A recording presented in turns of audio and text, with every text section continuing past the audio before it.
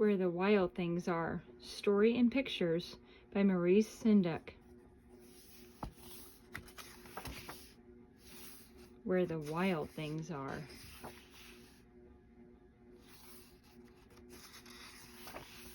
The night Max wore his wool suit and made mischief of one kind and another. His mother called him Wild Thing, and Max said, "I'll eat you up." So he was sent to bed without eating anything.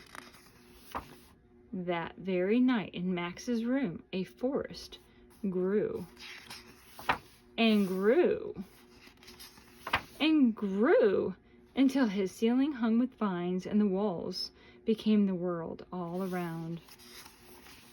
And an ocean tumbled by with a private boat for Max, and he sailed off through night and day,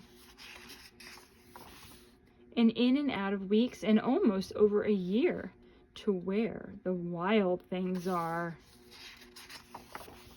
And when he came to the place where the wild things are, they roared their terrible roars, roar, roar, and gnashed their terrible teeth, and rolled their terrible eyes, and showed their terrible claws.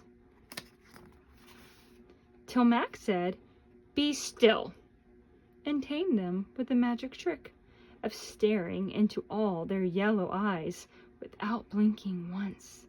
And they were frightened and called him the most wild thing of all, and made him king of all wild things. Dun, dun, dun. "And now," cried Max, "let the wild rumpus start." Ha, hey, ho, ha, ha. Woo, hoo, ha, ha, ha, ha, ha. Ooh, hoo, hoo, hoo, ha, ha, ha, ha. Hey, hurrah, King Max. Woo, King Max, the wild thing.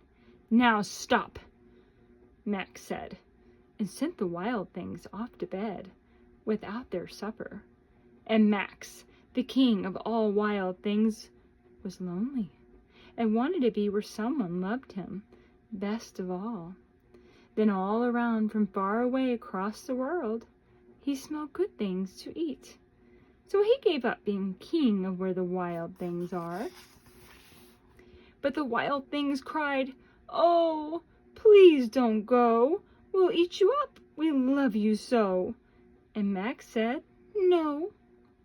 The wild things roared their terrible roars, rah, rah, rah, and gnashed their terrible teeth, and rolled their terrible eyes, and showed their terrible claws.